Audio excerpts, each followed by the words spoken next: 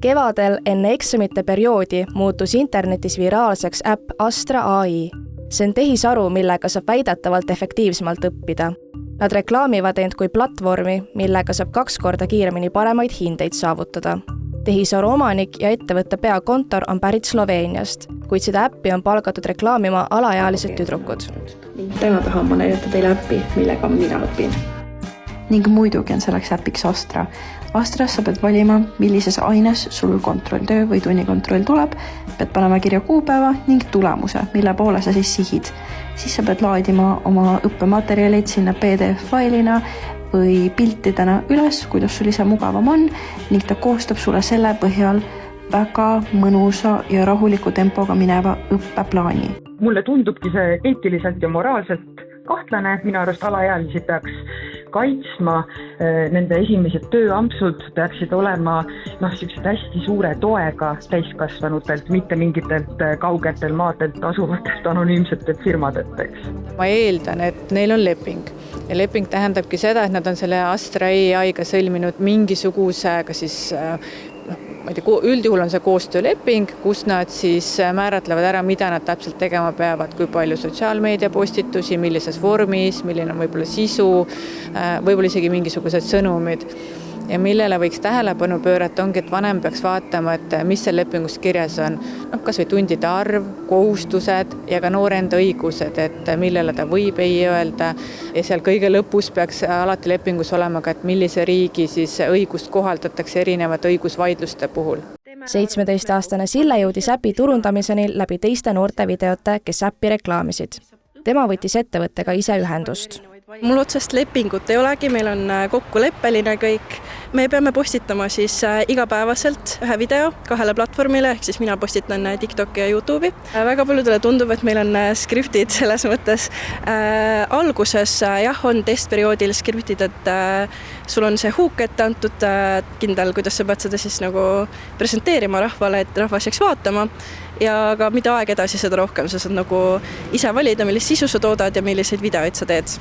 Selleks, et aru saada, mis rakendusega on üldse tegu ja miks noored sellest nii palju räägivad, laadsin tehisaru ise alla. Nii, kui ma selle äpi avan, siis kõigepealt ta tahab, et ma logiksin sisse. Siin on erinevad valikud, et kas ma olen õpilane, õpetaja, vanem või muu. Mina olen praegu siis, et ma olen õpilane. Hei, mina olen Niil. Teeme nii, et õppimine tunduks lihtne. 1 samm korraga. Nii, kuuleme. Valmis kui sinagi. Panen jätka, siis mida ma kõige rohkem praegu vajan. Esimene valik on, et kas minu jaoks on oluline, et oleks hea eksami tulemus, kiire õppeplaan ilma stressita või ma tahan lihtsalt paremaid hindeid. Ma panen praegu, et tahan lihtsalt paremaid hindeid, siis küsib mu nime, paneme Anette. Kui vana ma olen? 20. Nii, kust ma kuulsin Astra AI-st?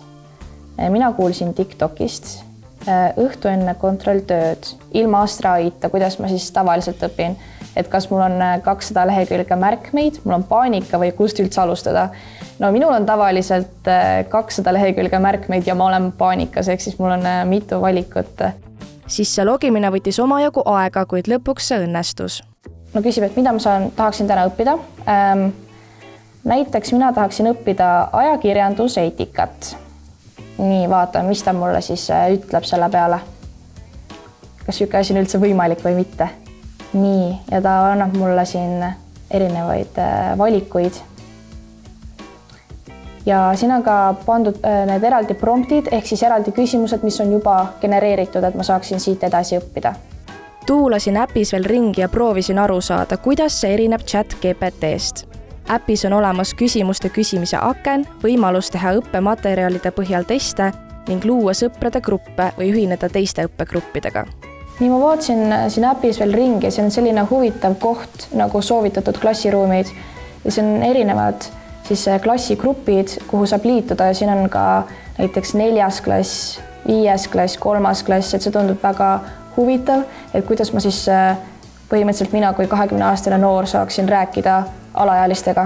Meediapädevuse teadur Maia Klaasser rõhutab, et lisaks eetilisele poolele tuleks Astra AI puhul järgida ka üldist küberturvalisust, sest tegemist on ikkagi tehisaruga, mis kogub meie andmeid.